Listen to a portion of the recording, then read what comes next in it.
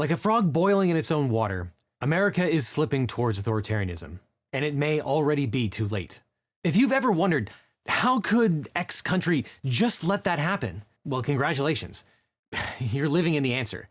This isn't a could happen, it's happening. And contrary to popular belief, authoritarianism doesn't always arrive via dramatic military coup. Democracies can, and often do, slide into authoritarianism slowly, quietly, and procedurally. There are three obvious pillars of a slide towards authoritarianism: consolidation of force and suppression of dissent, undermining the rule of law and electoral guardrails, and patronages, purges, and the destruction of independent institutions. And in just the last few months, what have we seen? Tens of thousands of career civil servants purged from the government. Masked, unaccountable federal police deployed, answering only to Trump. An immigration crackdown escalating into effectively internment camps, torture sites, and secret renditions to war zones, ensnaring citizens and non-citizens alike. Thanks, Justice Kavanaugh. Political prosecutions of rivals, dissidents, and members of the opposition party. The destruction of the rule of law through mass pardons of his team and the shutting down of investigations into his allies. For example, the January 6th insurrectionists, corrupt Republican politicians, donors, and business associates. The invasion of blue cities and states by the National Guard and Marines under the excuse of a manufactured peacetime emergency. Systematic demonization and othering of targeted groups.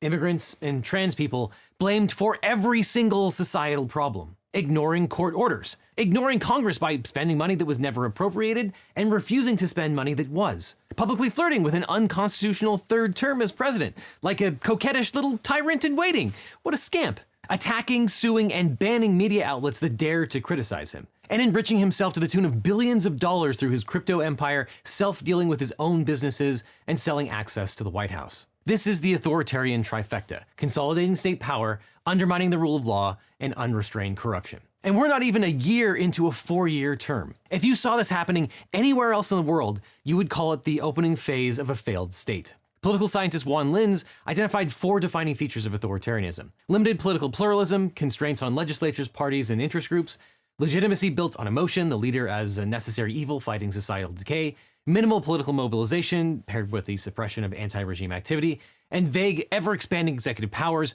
undefined and shifting at will. And that describes America in 2025 with uncomfortable precision. Now, we recently released a video compiling all the crimes and corruption that Trump has committed so far, because frankly, there's been so much that even we, professional lawyers, we're starting to lose track. And I'm sure we still miss some. We made that video because normal people, even extremely intelligent ones, have a hard time grasping the full scope unless they are immersed in it every single day. I was at a wedding recently talking to a friend who is an incredibly intelligent, high-powered attorney. We were making conversation about what was going on in the world, and he asked why I was so worried about this country. And when I rattled off a partial list like the one you just heard, he was aghast. Because unless you're watching the news for several hours a day, it's just impossible to keep track. It's the Mr. Burns defense. Your average American might get some of these headlines, but I guarantee that the median American voter is not privy to half of this stuff. And the information economy is in shambles. Trump has spent the last 8 years preemptively accusing everyone else of corruption so that when he does the very thing that he projected onto others, it lands softly. Oh, this is just politics as usual, or, well, both sides are bad, so what?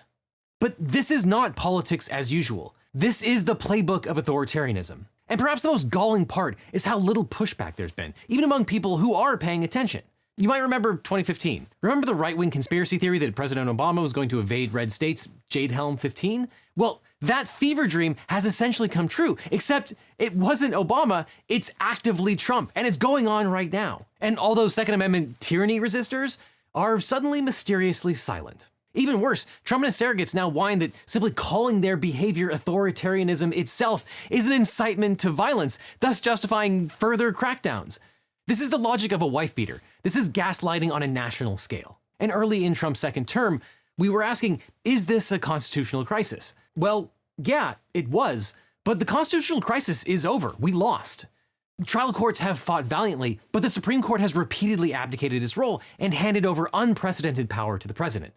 Not any president, certainly not a Democratic president, but to one president, Donald Trump. The Supreme Court will not save us. And for reasons that I cannot fathom, they seem to welcome the turn towards authoritarianism. Now, I recognize that it hasn't been seamless. There has been plenty of buffoonery. Trump exists in such a dense bubble of misinformation that I think he truly believes everyone else is as corrupt as he is. And that delusion has led him to empower some of the most incompetent loyalists alive, Lindsay Halligan, Alina Habba, and Emil Bove, who have bungled his revenge fantasies. And some of their ham-fisted schemes have exploded in their faces, and certain institutions, especially lower courts and juries, have pushed back. But the terrifying part is this. Their corrupt plans might have worked if they weren't so dumb, and eventually a more competent authoritarian will step in and finish what they started. As Professor Nicholas Grossman put it, in normal democracy terms, we're in bad shape and things are getting worse. In consolidated authoritarianism terms, we're doing pretty well as the regime is haphazard, meeting resistance and growing increasingly unpopular. And I think he's absolutely right, but I'm not confident that that will still be true 3 years from now. And look, I don't think we're beyond salvation yet. We do still have a choice. But 3 years from now, a whole lot of these bastards are going to need to go to jail. There will be enormous political pressure to just move on and pretend like this never happened, arguably like President Biden did after 2021. But authoritarianism is like cancer. Ignore it and it spreads. Pretend it's gone and it comes back worse. And President Trump is a malignant tumor on this nation. Look, we no longer have a Republican Party and a Democratic Party. We have a democracy party and an authoritarian party. And unfortunately, electorally, there's not a lot we can do right now. But we still do have a choice. So keep pushing back, keep protesting, keep recording, and keep talking. Yes, maybe it's time to bring politics back to the dinner table. A lot of people simply don't know the scope of what's happening because it's bad. But I believe there is still time, but just.